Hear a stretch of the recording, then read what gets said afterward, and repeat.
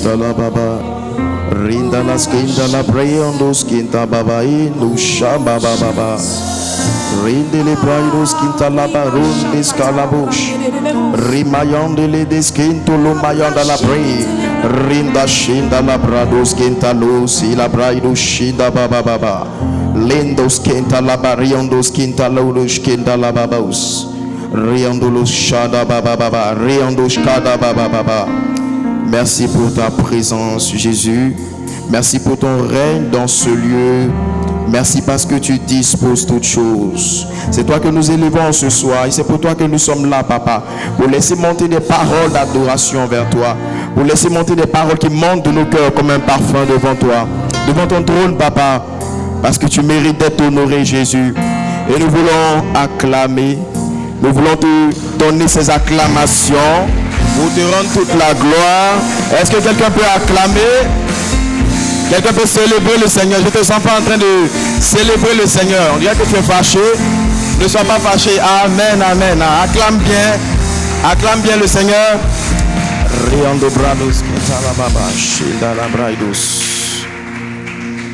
Amen. Alors tu vas saluer ton voisin. Tu vas dire bienvenue au culte de la vie. Amen. Ne sois pas fâché, hein? Fais un beau sourire à ton voisin.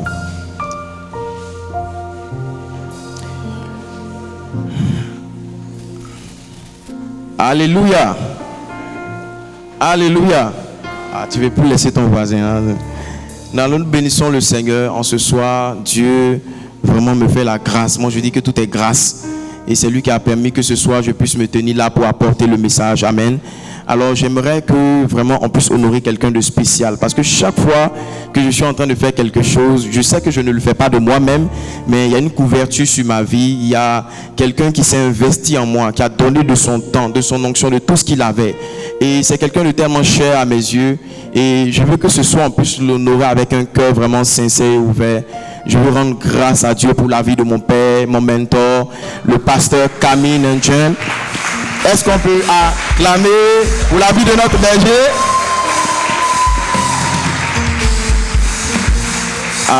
Alléluia. Amen. Amen. Alors derrière un grand homme, il y a toujours une grande dame. Et je ne cesse de toujours dire cette phrase. Elle m'a dit un mot que je n'ai jamais oublié. Elle a dit: sois un fils pour ton père. Amen. Cette phrase est restée dans mon esprit jusqu'à aujourd'hui et ça continue de me travailler. Amen. Je veux qu'on honore Dieu pour la vie de notre maman, le pasteur Elvin Nandjen.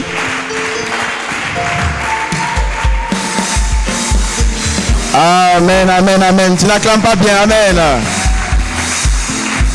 Alléluia. Amen. Ok, alors on va déjà lire notre texte de base. On va prendre nos Bibles dans le livre de 1 Pierre. 1 Pierre, chapitre 5, du verset 5 à 6.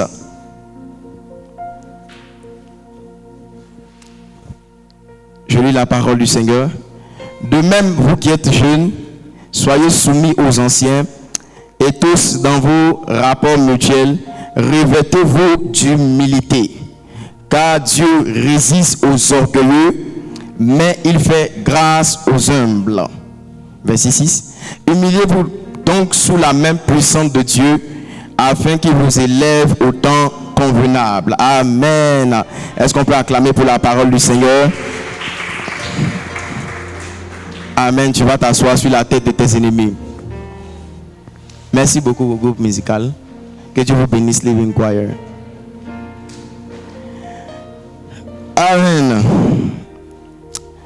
Alors mon thème de ce soir, c'est l'orgueil, un ennemi de la bénédiction territoriale. Amen. Amen. Amen. Tu donnes pas un bon amen, on dirait que tu es fâché quand on parle de l'orgueil. Amen. Alors, depuis quelques semaines, comme nous le savons, nous sommes enseignés par notre berger sur la bénédiction territoriale. Et on a reçu beaucoup de clés sur comment entrer dans cette bénédiction du territoire. Et on a parlé de plusieurs points, notamment comment honorer les parents, changer son langage, être soumis aux autorités. Amen. C'est un ensemble de clés qu'on a reçues dans la prédication qui nous montre comment entrer dans la bénédiction territoriale. Et ce dimanche, par la grâce de Dieu encore, on a été enseigné et on a reçu encore une autre clé. On a compris que pour pouvoir aussi entrer dans la bénédiction territoriale, il faut apprendre à célébrer le succès des autres. Amen. C'est très important de célébrer le succès des autres parce que ta façon de célébrer le succès des autres va déterminer comment ton succès va arriver. Alléluia. Et à ça, on a compris, lorsqu'on était en train d'étudier ce thème avec notre berger, on a compris qu'il y a quelque chose de particulier dans notre cœur qui nous empêche de pouvoir manifester cette clé-là. Et cette chose, c'était la jalousie. Dis à ton voisin, ne sois pas jaloux. Ne sois pas jaloux. La jalousie, c'est une mauvaise chose. C'est pas quelque chose de bon. Souvent, il y a un adage dans le monde qui dit, quand tu es trop jaloux, là, tu finis par devenir sorcier. Amen. Donc, la sorcellerie, c'est pas souvent même planer sur le toit des gens la nuit. Ils vont prier, envoyer le feu, tu vas tomber dans le cou de quelqu'un. Non, c'est pas ça. Mais c'est le fait d'avoir des émotions négatives à l'endroit aussi des autres. C'est une forme de sorcellerie. Et c'est pas bien. Amen. Et on a compris qu'on devait renoncer à ça. Parce qu'on le veut ou pas, on a une forme de jalousie qui est manifestée dans nos cœurs. De temps à autre, ça arrive d'être jaloux. Ça peut être au travail. Ça peut être à l'église. Tu peux être jaloux même de ton responsable. Pourquoi c'est lui on est établi, pas toi? Même au travail, vous pouvez bosser dur. Et puis au lieu qu'on ait nommé, on t'ait nommé, on nomme quelqu'un d'autre. Dans ton cœur, quand tu vois la personne à cette position, ton cœur te brûle. Le test pour voir s'il y a la jalousie dans nos cœurs parfois, c'est de voir, admirer la bénédiction de quelqu'un et puis regarder comment tu te sens face à la bénédiction que quelqu'un a reçue. Ça va déterminer si tu es jaloux ou pas. Si tu sens une petite brûlure dans ton cœur. Souvent, c'est des choses qu'on n'aime pas parler parce qu'on risque de se faire mal voir. Amen. Mais il n'y a pas seulement que ça. Il y a quelque chose qui est dans nos cœurs, qui est aussi un ennemi de la bénédiction territoriale, dont on n'en parle pas souvent, parce que ça y est en nous tous. Et cette chose-là, c'est l'orgueil. Amen. Amen. Parce que la bénédiction territoriale, c'est vrai que nous avons reçu beaucoup de clés par lesquelles on peut facilement accéder. Beaucoup d'entre nous, on s'est vraiment retrouvés dans la plupart des clés. Il n'y a pas quelqu'un qui va dire que il ne s'est pas retrouvé dans les clés. Surtout quand on a parlé, par exemple, d'honorer les autorités. Moi, je ne sais pas pour vous, mais la même semaine, j'ai eu beaucoup de problèmes avec mon patron. Parce que j'ai comme l'impression que lorsque Dieu donne un thème, il t'envoie sur un terrain pour te tester, pour voir si tu as compris le thème. Et c'est comme si c'était un test pour moi. Bizarrement, mon patron m'énervait. Il était vraiment sur moi-même. Je ne sais pas qu'est-ce qui s'est passé. C'est comme si j'ai envie de gâter souvent même.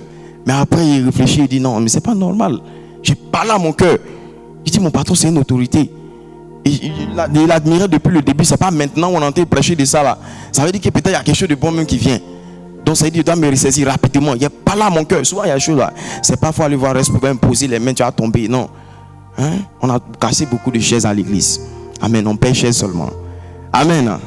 Donc on attend aussi ton argent de chaises ici. Hein? Peut-être tu as cassé beaucoup de chaises aussi. Amen. Donc j'ai compris que Dieu parlait à mon cœur. Et j'ai commencé à proclamer des paroles. Et ce sentiment a commencé à quitter mon cœur. Jusqu'à ce que je revoie mon patron. J'ai compris que c'était un test. Et c'est comme ça, Dieu va te tester aussi avec les parents, avec toute autorité établie sur ta vie. Alors l'orgueil est quelque chose qui fatigue beaucoup de personnes. Beaucoup d'entre nous. Parce que l'homme naturellement, il y a une dose d'orgueil qui est en nous. C'est à toi de savoir garder ton cœur pour que ça ne devienne pas un péché. Sinon l'homme a un ego. L'homme a une forme de fierté naturellement. Et la fierté là, c'est pas quelque chose de mauvais. Mais lorsque ça porte atteinte à la bénédiction ou au bien-être de l'autre, tu es en train de pécher. Amen. Si ça porte atteinte aussi à la souveraineté de Dieu sur ta vie, tu es en train de pécher. Parce qu'il y a des gens qui sont tellement fiers de la bénédiction que Dieu les a accordée qu'ils oublient qu'il y a une source qui les a accordé cette bénédiction. Et après, ça devient compliqué.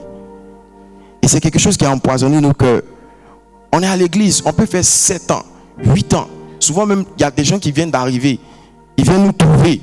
Ils vont prospérer, ils vont rentrer dans le territoire du mariage pour te laisser. Il ne faut pas accuser les sorciers au village. Souvent nos tantes là, nos grands-mères n'ont rien fait. Il faut te poser la question. Est-ce que mon cœur là est vraiment préparé à la bénédiction?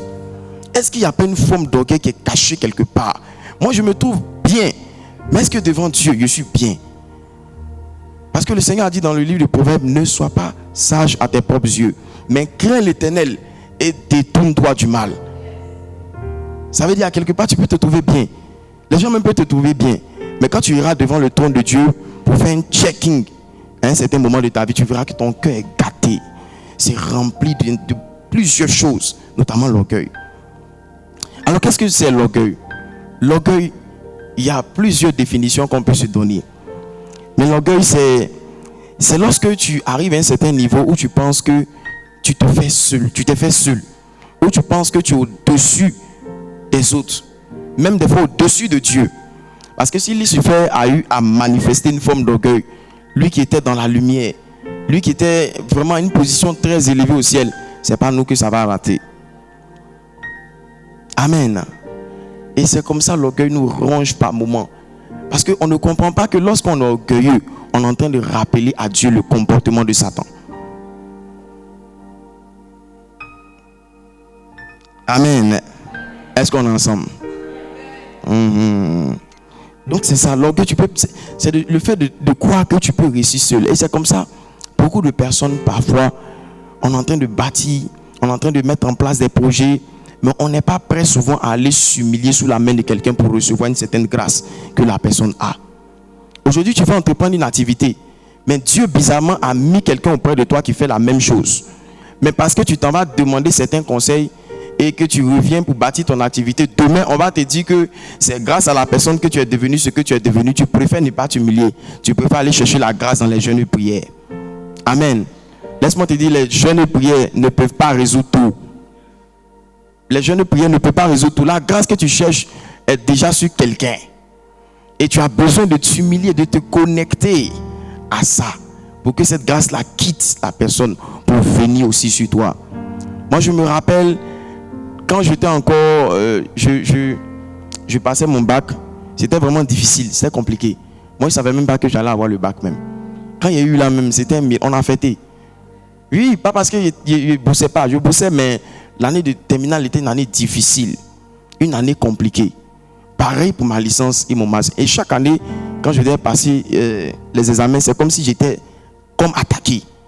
Je ne sais pas, c'est comme à 3 jours de l'examen, on a vidé ma tête. Je n'ai pas envie d'étudier. Tout est mélangé. Pourtant, je bosse. Pourtant, dans la famille, on me connaît comme quelqu'un qui aime beaucoup les études. Et j'ai dû souffrir dans ça. Jusqu'à ce que Dieu m'a fait comprendre que c'est vrai que dans votre famille, on dit que vous êtes très intelligent. Mais il faut comprendre que c'est une grâce qui m'a été faite. Il ne faut pas t'enorgueillir. Et quand j'ai compris ça, j'ai gardé ça dans mon cœur. Et Dieu m'a dit, tu vas prier pour plusieurs personnes qui ont ce problème. Et je me rappelle pour une fille pour qui j'avais prié une fois. Je lui ai dit, tu viens ici parce que tu as un problème avec ton bac. Mais moi, il n'y a pas prié pour faire une délivrance. Non, non. Il n'y a pas t'imposer les mains pour dire, ah, vraiment que le démon qui te fatigue là. Non, c'est pas ça. La Bible dit, un homme ne peut recevoir que ce qu'il a été donné. Comme Dieu m'a dit une fois que l'intelligence et la grâce du parcours sans faute dans les études, dans tout ce qu'il va entreprendre, il m'a donné cette grâce. Je te le donne au nom de Jésus. En toute humilité, j'ai juste prié pour elle. Et béni soit le Seigneur, j'ai vu les résultats de ce que ça a apporté. Donc chacun de nous, on a un potentiel, on a quelque chose qu'on doit communiquer aux gens. Mais tant que ces personnes à qui on doit donner ne sont pas disposées, ne sont pas prêtes à s'humilier, on ne peut pas les transmettre cette grâce. Amen. Et souvent, ce qui nous fatigue le plus, ce qui alimente dans nos cœurs l'orgueil, ce sont les blessures qu'on a vécues. Beaucoup d'entre nous, nous sommes souvent blessés. On est blessés. Les coups de la vie qu'on a pris nous ont rendus tellement amers qu'aujourd'hui, on n'est pas prêt à s'investir dans la vie des autres. On n'est pas prêt à soutenir les autres. On n'est pas prêt à se mettre sous la main de quelqu'un pour que cette personne nous apprenne comment les choses fonctionnent. C'est pourquoi, à un certain niveau de la vie, il ne faut pas prier d'abord pour le mariage, pour le travail, pour le voyage, mais il faut chercher la guérison de ton cœur. Amen. Parce que tant que le cœur n'est pas guéri, il y a des bénédictions, tu as beau faire, tu ne pourras pas entrer dedans. Je me rappelle de cette sœur dont on me rendait témoignage. La dame, c'était quelqu'un qui avait l'argent, qui travaillait, qui avait presque tout. Elle était prête à se marier. Mais elle priait, le mariage ne venait pas. Elle priait. C'est parce qu'elle avait un problème avec la colère. Et Dieu lui a dit, non, Dieu a révélé à quelqu'un qu'elle avait un problème avec la colère. Donc Donc, il voulait traiter ça d'abord. Mais elle insistait tellement, Dieu lui a donné le mariage. Parce que Dieu, c'est comme ça. Si tu le presses là, riz qui est au feu, c'est pas cuit là. Si elle l'enlève et puis il dépose. Mamie, tu es dans ta main comme ça. Tu as attrapé. Donc, elle est rentrée dans le mariage. Le gars aussi qui est rentré dans le mariage, elle là, c'est Rambo. Lui qui me parle un, on ne parle pas deux. Mais quand il parle, elle parle. Donc, c'est Denis King Bossing. Le mari la frappe. À l'heure où tu parles, le mari la frappe seulement. Si ce n'est pas la miséricorde et la grâce de Dieu qui va l'enlever de ça. Pourquoi Dieu ne voulait pas lui accorder le mariage? C'est parce que son cœur n'était pas préparé. Souvent, Dieu nous refuse même certaines choses. Ce n'est pas parce qu'il ne veut pas nous donner. Mais il voit que quand on va rentrer de ça, à cause de l'orgueil qui nous anime, on ne saura pas comment faire les choses. Et on risque de s'égarer. Et on va perdre tellement de personnes. Parce que si toi-même, ton cœur n'a pas été transformé, que tu rentres dans un certain territoire, tu vas détruire ton mari. Tu vas détruire tes collègues au travail. Il y a beaucoup de gens, par exemple, qui sont tellement orgueilleux parce que dans la vie, on les a méprisés. On n'a pas cru en eux. Donc, ça fait que chaque fois, ils se présentent au monde avec des lacunes. Et après, ils ont l'impression que le monde les rejette. Donc, quand quelqu'un est en train de faire quelque chose qui est bien, au lieu d'acclamer cette personne-là, d'aller voir comment il fait, et puis ça marche, automatiquement, on commence à mépriser. On s'est dit, mais pourquoi je ne suis pas comme lui? Souvent, on s'en prend même à Dieu. Alors que Dieu ne peut pas tout te donner. Amen. Alors, comment l'orgueil se manifeste? L'orgueil se manifeste de plusieurs manières. Il y a une première forme d'orgueil, c'est l'orgueil de ne pas écouter Dieu. Parce que quand Dieu veut t'envoyer dans un territoire, il y a toujours une instruction précise qu'il te donne. Mais généralement, qu'est-ce qui se passe? C'est que le cœur a sa propre volonté. Et il y a comme une forme de fierté, une forme d'orgueil qui nous fait croire que c'est ce que nous on veut là. C'est ce qui est bon pour nous. Et à cause de ce type d'orgueil, Dieu se retire. Dieu se retire. Dieu a certainement parlé à quelqu'un parmi nous plusieurs fois. Il t'a dit, lève-toi, va évangéliser. Parce que je me rappelle de l'une de nos sœurs, dans une église que j'avais fréquentée où j'étais. La sœur là, Dieu lui disait tout le temps, il faut évangéliser. Elle cherchait beaucoup le travail. Et Dieu lui disait, sors, va parler dans la rue de Jésus. Elle dit à Dieu, non, elle ne peut pas faire ça. Elle a résisté. Mais la pauvreté aussi, là, ça continue. Quand c'est comme ça, là, Dieu même amplifie ta pauvreté même. Souvent, même 100 francs, même tu n'as pas. Amen. Tu prends ta cime, même tu ne payes pas. Quand tu arrives à la gare, tu dis que Dieu te bénisse, mon frère. Il va te maudire cadeau. Il va t'inciter. Parce que tu n'as pas l'argent. Amen. Et c'était le cas de cette soeur que je connais très bien. Et elle résistait tellement. À un moment donné, elle était en train de se laver une fois sous la douche. Et une voix qui lui a parlé. Lève-toi, va faire ce que je te dis. Et c'est comme si ce jour-là, elle avait réalisé que si elle continuait comme ça, sa vie n'allait pas devenir quelque chose. Et elle s'est levée, elle a pris un mégaphone quelque part, elle a emprunté ça à quelqu'un. Elle est partie dans le marché. Jésus vous aime. Et ces petits mots-là. Jésus vous aime. Donnez vos vies à Jésus. Changez de vie. Quand elle a fini ça, le soir, il y a les Chinois qui l'ont appelé pour un contrat. Le même soir, elle avait déposé ses dossiers partout. Alléluia. Elle avait déposé ses dossiers un peu partout. Mais c'est comme si on ne la voyait pas. Parce que tant qu'elle n'était pas prête à faire la volonté de Dieu, Dieu n'allait pas enlever ce voile-là qui cachait la bénédiction. Il y a beaucoup de personnes, c'est Dieu même qui les résiste. C'est Dieu même qui les résiste. C'est pourquoi tu peux aller dans les camps de prière. Partout, tu donnes ton sujet. Tu passes même partout dans les églises. Mais tu as l'impression que rien ne bouge. Il faut se poser la question. Est-ce qu'il n'y a pas une forme d'orgueil quelque part? Parce que quand Dieu résiste, ça fait vraiment très mal. Et personne, ce qui est bizarre, personne ne peut te délivrer de sa main. Il a dit, c'est moi qui abaisse, c'est moi qui lève, c'est moi qui te blesse encore, et c'est moi qui te guéris. Toutes ces personnes sur lesquelles tu comptais t'ont laissé aujourd'hui. Amen. Je parle comme ça à quelqu'un. Dans ces histoires d'héritage, de famille, ces gens sur qui tu comptais, aujourd'hui ont dépouillé la famille. Et là, maintenant, tu te retrouves seul. Dieu t'a demandé de quitter ce cercle-là pour aller quelque part. Mais tu as beaucoup résisté parce que tu penses que c'est dans cet environnement-là que tu vas réussir.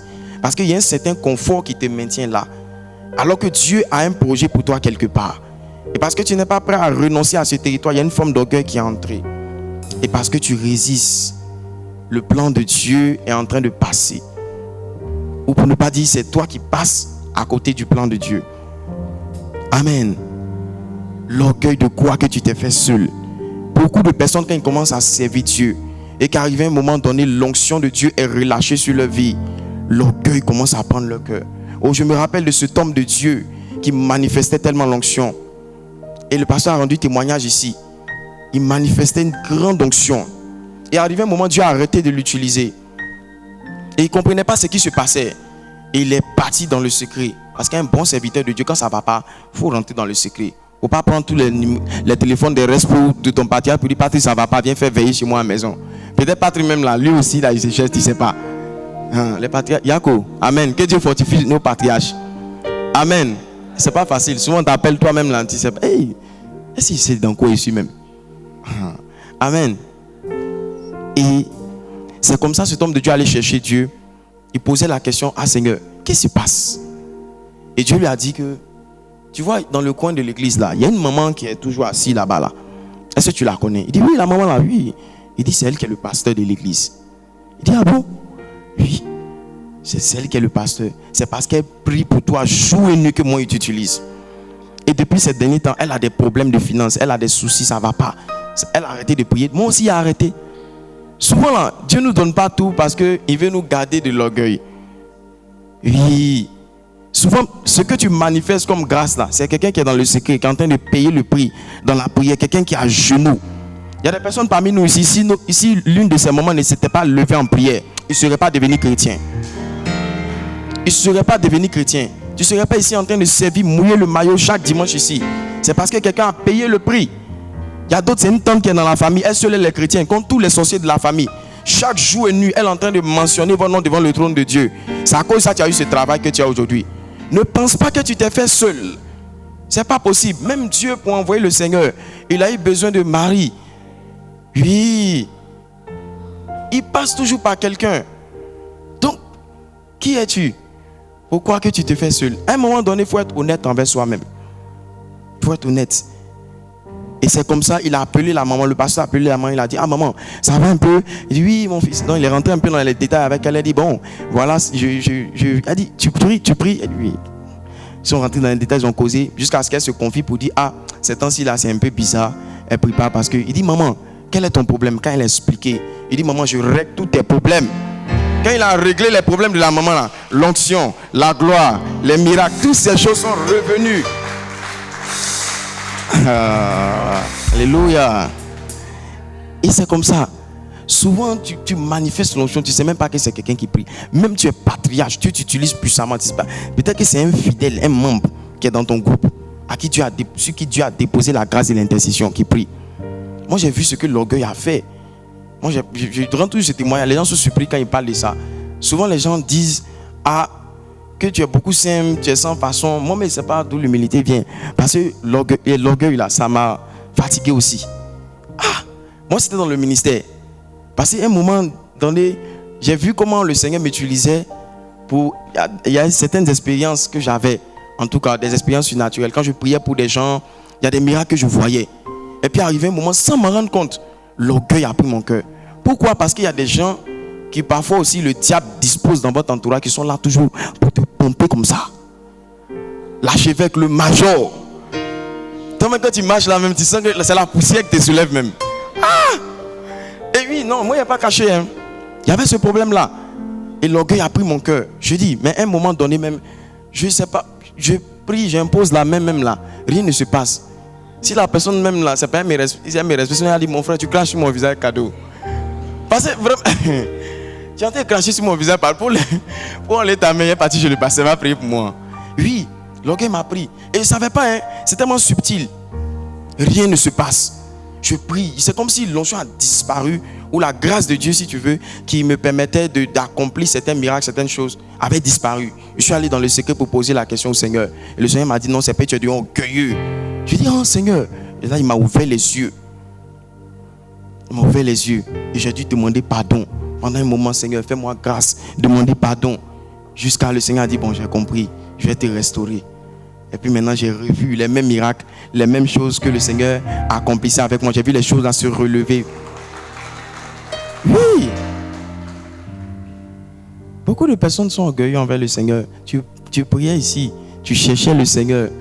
Souvent même tu venais le dimanche matin pour balayer. On dit, tu es dans le département de portier. Non, mon frère, chacun cherche sa grâce à l'un. Tu es ici en train de... Dieu t'a béni. Dimanche, là tu sais que tu dois jouer golf. Il y a un groupe de golfeurs au travail là. C'est dimanche, vous devez jouer golf, mis un ballon. C'est pas assez de l'orgueil. Et Dieu te regarde, il dit, ah mon petit là, il sait pas ce qu'il est en train de créer. Amen. Amen. Voilà. Donc il y a l'orgueil de se croire mieux que les autres parce que les gens te glorifient. On va prendre Ésaïe 14, versets 12 à 15.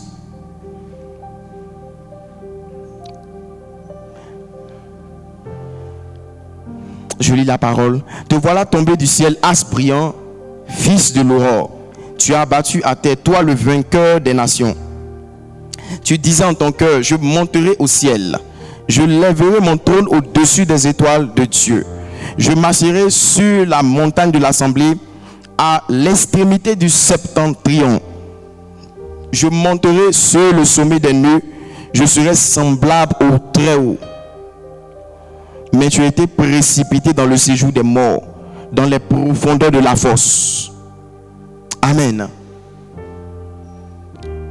Parfois, on ne doit pas oublier où on est quitté. C'est très important. De la même manière, tu as chanté, le Seigneur m'a enlevé de la poussière et m'a envoyé à la table des rois. C'est le même Seigneur qui peut t'enlever de la table des rois et puis t'envoyer à la poussière.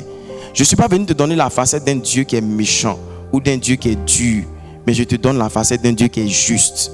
La Bible dit que c'est vrai que Dieu aime, mais considère la bonté de Dieu et aussi la sévérité de Dieu. Parce que de la même manière que Dieu est bon, demain il peut se dresser contre toi. Pas parce qu'il veut te détruire, mais juste pour t'apprendre l'humilité.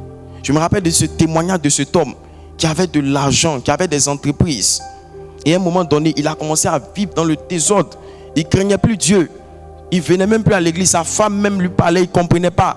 Et à un moment donné, il a tout perdu. C'est dans ces moments que tu vois aussi qui sont ceux qui sont vraiment avec toi. On t'abandonne, on t'aide. C'est comme s'ils ont mis un sachet noir sur toi-même. Amen. Pour ne même pas qu'on te voie. Tout le monde t'oublie. Tu es dans les problèmes, tu n'as pas d'argent, tu n'as rien. Tu te sens même inexistant dans le monde. Et à un moment donné, ils sont allés à un programme. Et Dieu est passé par l'homme de Dieu pour révéler à cette personne que pendant longtemps, je t'avais délaissé, je t'avais abandonné. Pendant longtemps, tu t'es senti humilié, tu as tout perdu. Il ne faut pas croire que c'est quelqu'un, c'est moi qui t'ai abaissé. Parce que je voulais t'apprendre l'humilité. Et maintenant que tu as appris l'humilité, je te relève. Et je te donne tout ce que tu as perdu. Et c'est ainsi. Parfois, l'orgueil se manifeste par le manque de pardon. Beaucoup de personnes ont bloqué leur bénédiction parce qu'ils n'arrivent pas à pardonner. Moi, j'ai vu des personnes... Je me rappelle d'une soeur qui avait subi un viol.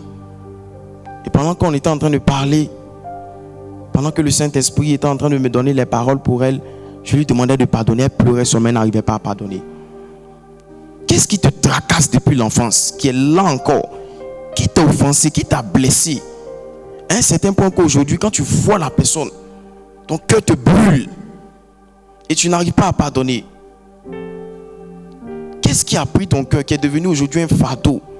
Tu viens à l'église et tu sens que c'est un poids qui est sur toi. C'est ça qui t'empêche d'accéder à ta bénédiction. Mais tu ne veux pas aussi laisser tomber. Si toi qui n'es pas juste, Dieu te pardonne, pourquoi tu ne veux pas pardonner aussi?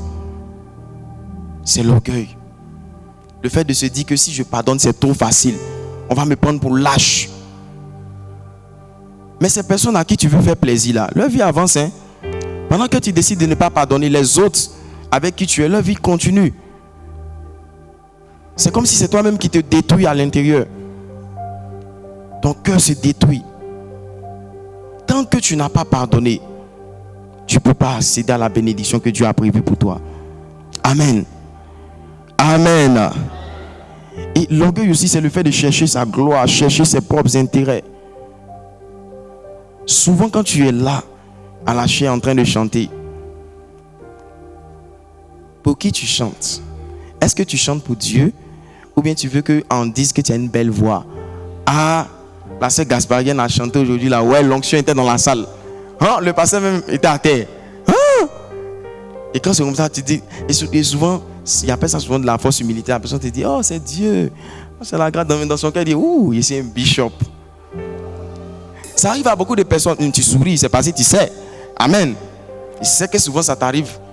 Quand Dieu t'utilise, des fois, tu sens que tu as été utile entre les mains de Dieu. Là. On te dit, Bishop, Dieu te bénisse. Vraiment, c'était puissant. On te dit, hey, c'est la grâce de Dieu. Mais dans ton cœur, tu dis, ah, c'est ça, Bishop. Ah! Il y a une fierté qui monte. C'est une forme d'orgueil. Tout laisse. Hein. Tout laisse. Ah. Et c'est ça, l'orgueil aussi. C'est le fait de mépriser toutes les autorités qui sont établies sur nous. Le danger de ne pas honorer l'autorité, c'est que si tu as été établi, tu as été sous des autorités que tu n'as pas su les honorer, Dieu ne va jamais te prendre pour faire de toi une autorité sur la vie de quelqu'un. Oui. Il y a des personnes à l'église qui ne seront jamais respo. Parce que tous les respos qu'ils ont, leurs partis qu'ils ont, ils ont du mal à se soumettre. Parce que Dieu, voyant que ton cœur n'est pas préparé, si on te met sur des gens demain, c'est fini. Il y a des gens sur les noms patrons d'une boîte. Ils vont renvoyer tout le monde. Il va renvoyer tout le monde. Prendre les gens au quartier là-bas pour venir faire son staff dans le coin.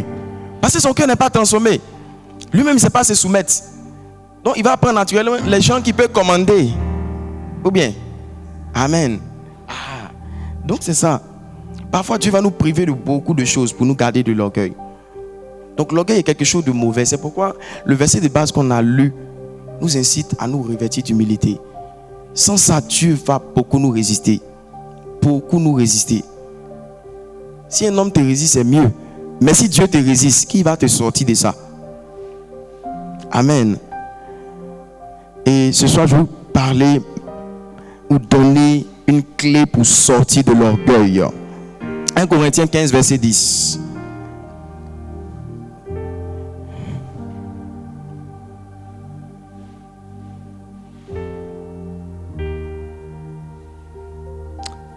Par la grâce de Dieu, je suis ce que je suis, et sa grâce envers moi n'a pas été vaine. Loin de là, j'ai travaillé plus que tous. Non pas moi, toutefois, mais la grâce de Dieu qui est avec moi. Amen. Quand il arrive que tu es dans un certain domaine, que tu es en train de briller, attention, ce n'est pas toi qui brille, c'est la grâce de Dieu qui est sur toi qui brille. C'est pourquoi souvent tu peux aller dans une certaine entreprise, quand tu viens d'arriver, les choses bougent. Les gens te regardent et puis on dit non, le frère là, il a quelque chose. Souvent le monde appelle ça l'aura. Chacun donne le nom comme il peut. Mais quand on te regarde, on dit lui là, il a quelque chose. Même des fois on regarde ton visage, on dit ah, tu brilles mon frère. Il y a quelque chose qui est sur toi. Ce qu'ils sont en train de te dire là, c'est que c'est pas toi qui est spécial, hein, c'est pas toi qui est beau, hein, c'est pas toi qui est intelligent, hein, mais c'est la grâce que Dieu a déposée sur toi. C'est ça qui brille fortement comme ça. Et c'est ça qui donne le prospère. La Bible dit quoi? Que Dieu était avec Joseph. Il prospérait dans tout ce qu'il faisait. Ce qui lui faisait prospérer là, c'était quoi? C'était la grâce de Dieu. Donc c'était un moment donné, quand tu commences à prendre la maturité avec le Seigneur, tu dois arriver à un niveau où tu mets tout sous le compte de la grâce.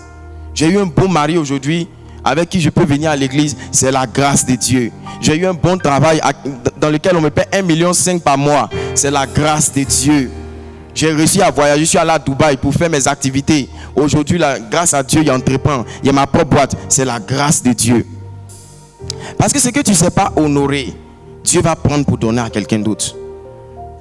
À celui qui se comporte comme s'il n'a pas, on prendra ce qui est sur lui et on donnera à quelqu'un d'autre. Et c'est comme ça que beaucoup de gens ont perdu la grâce. Parce que la grâce là, ils n'ont pas su honorer ça. La grâce honore. Tout est grâce. Donc la première clé, ou la seule clé que je vais donner ce soir, parce que le temps est parti, c'est de reconnaître que tout est grâce. Parce que c'est le type d'humilité que tu auras à reconnaître que tout est grâce qui fera que Dieu va t'élever encore davantage. Parce que Dieu est toujours avec celui qui s'humilie, qui reconnaît que ce n'est pas sa grâce. Ce n'est pas seulement de dire seulement dans la bouche, mais il faut le sentir dans le cœur. Il faut vouloir. Il faut déclarer avec ton cœur que c'est la grâce de Dieu. Et c'est ce que Paul disait ici. Dieu l'avait tellement utilisé, il pouvait se glorifier. Mais il a dit, tout ce que vous voyez aujourd'hui là, c'est la grâce de Dieu. Amen. Lorsque tu comprends la grâce de Dieu, tu sais que tout ce que tu es venu trouver dans ce monde, tu ne partiras pas avec. Il y a beaucoup de personnes qui sont venues, c'était des millionnaires. Il y a des gens qui avaient des entreprises. Il y a des gens, on a cité le nom, comme des grands philosophes, des grands scientifiques. Ils sont au cimetière. C'est pourquoi souvent, il faut faire un tour au cimetière pour voir. Il y a des gens qui étaient avant toi. Tu es en train de devenir peut-être un grand pasteur aujourd'hui, une grande chante. Il y a des gens qui ont chanté avant toi. Aujourd'hui, ils sont dans le cimetière. Et la Bible dit, on n'est pas venu avec quelque chose ici. Donc, on ne va rien emporter. Donc, Dieu t'a juste prêté. Même ton mari, il est prêté. Ton poste à l'église, ça t'est prêté. Ton travail, c'est prêté. Tout n'est que grâce. Même le salut, encore, par la grâce. C'est pourquoi la Bible dit que c'est par grâce que vous êtes sauvés. Ça ne vient pas de vous-même, c'est un don que Dieu t'a fait. Amen. C'est pourquoi tu dois marcher dans une vie de sanctification. Tu dois craindre Dieu. Parce que tu sais que ce n'est pas par toi-même. Si on te demande d'aller à la croix aujourd'hui, en tout cas, moi, si c'est moi, quoi, l'humanité va faire plongeon en enfer. Ah, moi, il dit la vérité. Parce que c'est que Jésus a fait à la croix. Il n'y a pas quelqu'un qui peut. Il n'y a pas quelqu'un. Amen. Si on a mis une pointe même dans ta main comme ça, tu as dit c'est bon, laissez-moi, c'est bon, je ne peux plus sauver le monde. Toi-même, tu as frappé les gens, tu as descendu sur la même pour dire. Parce que c'est. Tout est grâce. Des fois, il faut tomber malade, sortir d'une longue maladie parfois, pour te rendre compte que c'est la grâce de Dieu. Ça, c'est quelque chose par lequel Dieu nous éprouve beaucoup, la maladie. Quand tu es couché, souvent il y a des palus, quand ça te prend même là, toi-même tu regardes les gens, tu vois, tu dis, hé Seigneur, la grâce. Je vais juste marcher même, faire 100 pas au quartier, mais je n'arrive pas. Fais-moi miséricorde. Fais-moi miséricorde. La conscience de la grâce de Dieu va te pousser à ne plus faire des efforts inutiles. Parce que là où tu es en train de faire beaucoup d'efforts pour vouloir prier par toi-même, il y a quelqu'un qui te demande juste la grâce de Dieu, il arrive à faire 2 heures, 4 heures de prière. L'intimité que tu cherches avec le Seigneur, ce n'est pas avec tes efforts. C'est vrai à ton programme personnel. Tous les jours, je vais prier. Je jeûne 2 fois dans la semaine. C'est bien tous ces programmes. Mais si tu n'associes pas la grâce de Dieu à ça, tu ne prospéreras pas. Même dans le monde des affaires dans lequel tu veux t'engager, les gens qui sont assis là-bas, là, ils comptent sur quelque chose. Toi, tu peux pas venir comme ça dans un monde et puis briller comme ça, sans la grâce de Dieu. Tant que tu ne reconnais pas la grâce de Dieu dans ta vie, elle n'aura pas de valeur. C'est comme si elle est là, mais tu n'es pas conscient. Tu fais beaucoup d'efforts. Tu n'iras pas loin. La grâce. Souvent, celui qui reconnaît la grâce de Dieu, qui est humble pour reconnaître que c'est Dieu qui l'a fait, il fait des petits efforts comme ça. Et c'est comme si ces efforts-là deviennent amplifiés. Parce que c'est le rôle de la grâce. La grâce vient prendre tes petits efforts, tes efforts minimes là, et puis vient en faire quelque chose de grand. Alléluia. Amen. Et quelque chose peut nous priver aussi parfois de la grâce, comme je le disais tout à l'heure. On va prendre Hébreux 12, verset 15.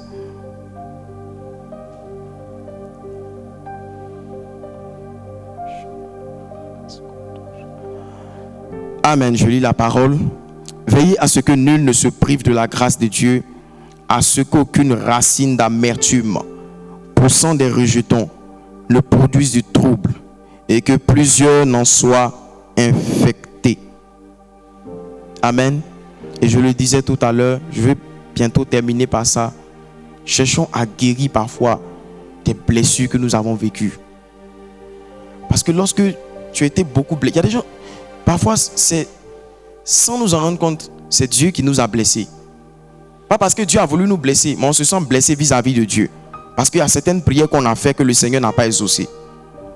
Et ça fait qu'aujourd'hui, il y a un type de posture où il y a une aventure que tu n'as plus trop envie d'avoir avec le Seigneur. Parce que tu as l'impression que les autres avancent, c'est Dieu qui n'écoute pas tes prières.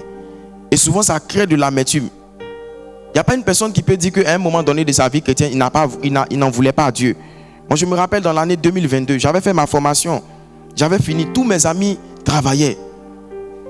Ils avaient, en tout cas, des salaires normaux. Ils étaient vraiment à l'aise.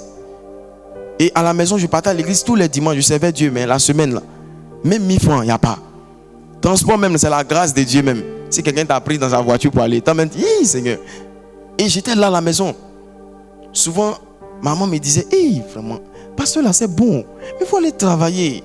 Ma petite soeur me dit, tu ne vois pas ma petite soeur qui avant ne peut pas parler. Vraiment, quand tu es dans le chômage là, non, il n'y a pas quelque chose qui brise que le chômage. Tu es assis au salon, même, tu es couché au salon, on te saute même comme ça.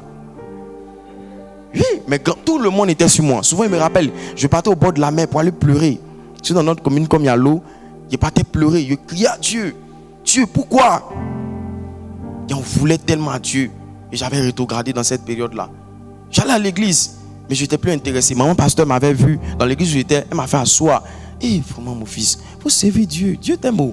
J'ai écouté la maman, il dit, maman, est-ce que tu connais ce qu'il vit? Maman. Non, j'ai écouté, mais mon cœur n'était pas dedans. Je partais pleurer au bord de la mer, l'esprit de suicide. Je me rappelle en 2022, j'ai voulu me suicider même. Je cherchais les moyens. Oui, l'homme qui est devant toi, qui te parle, a traversé aussi quelque chose. C'est pourquoi j'ai une expérience aussi à raconter. Et quand je parlais de ça à la maison, on banalisait. Jusqu'à ce que ma belle-soeur me prenne, on aille dans un programme. Et le prophète qui était en train, il est arrivé sur moi. Il dit, lui, c'est un grand homme. Mais il veut se suicider. Il a commencé à dire des choses que je pensais que... Quand je parlais de ça en famille, les gens ne croyaient pas. Et c'est là ma belle-soeur va me regarder comme ça. Quand on est sorti, elle a dit, c'est vrai? Je dis oui. J'ai vécu une longue dépression en 2022. Je ne peux pas oublier ça. C'était tellement compliqué. Et un jour, on m'appelle pour dire, il y a un programme de formation. Là où j'avais fait ma formation, c'est comme si on nous avait demandé d'envoyer certains documents parce qu'on avait besoin des gens pour faire un master. Donc moi, je suis parti déposer mes documents comme ça. Et comme ça, au hasard, j'ai fait... On n'a pas payé quelque chose. Hein. On a juste demandé des documents. On a déposé, on va analyser pour voir si on est éligible. Et j'étais là, on m'appelle pour dire de venir, de me préparer parce qu'il y a commencé une formation en master. J'étais tellement surpris. J'étais tellement surpris. Waouh! Donc quand je suis entré, je ne croyais toujours pas jusqu'à ce que Dieu saisisse un frère pour me dire que le plan de Dieu, là, ce n'était pas que tu ailles travailler. Dieu voulait que tu aies plus de diplômes encore. Et je ne comprenais pas. Aujourd'hui, quand on a commencé la formation, il y a plein qui ont laissé le travail pour venir faire la formation. Parce qu'au niveau où ils arrivaient, c'est comme si on leur demandait ça pour pouvoir monter. Sinon, tu vas rester dans une catégorie où vraiment tu ne vas pas loin. Et beaucoup nous enviaient, disaient, hey, si on savait, on allait continuer. Et c'est là que j'ai compris. Et Dieu m'a dit, c'est comme ça mon plan. Tu ne comprends pas, mais fais-moi confiance. Donc fais confiance à la grâce de Dieu. Assurément, tu iras quelque part.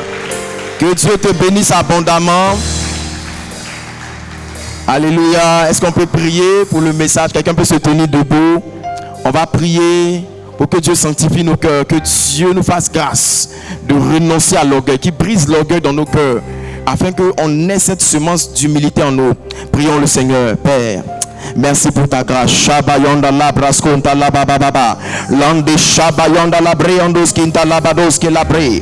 Le machayonda la breandos ke bababa. Lando shamayonda brenda los ke bre. Remadus ka la brashaba bababa. Le makonda librados ke le braido shabados. La mayonda la bratos ki la bayonda bre. Lando shabatos ke brenda los ka bre. Limas konto lo mayonda brenda shababa. Le makonda la Preandos que la baba baba baba rebebebebe shanda la pre mandele canto la braidos quinta la baba baba reando shaba baba baba rebayanda la brado shaba baba baba rende shaba baba baba baba. Père, ta miséricorde et ta grâce, nous voulons sortir de l'orgueil. Nous avons compris que tu résistes aux orgueilleux, mais tu fais grâce aux humbles.